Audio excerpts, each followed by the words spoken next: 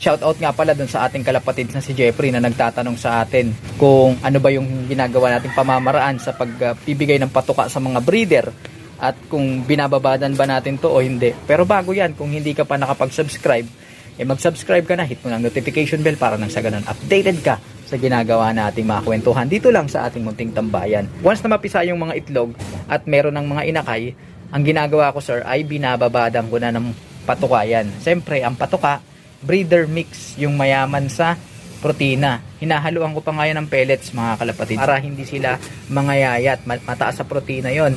Tinatambakan ko ng pagkain lalong-lalo na kapag alam ko na nag-iisa lang yung magsusubo. May mga instances kasi minsan na isa na lang yung available na magulang na magsusubo. Halimbawa, yung isang pares hindi nakauwi mula sa liparan o kaya nadagit o kung ano pa man. May mga pagkakataon na talagang isa na lang yung magsusubo. At kaya naman yun mga kalapatid.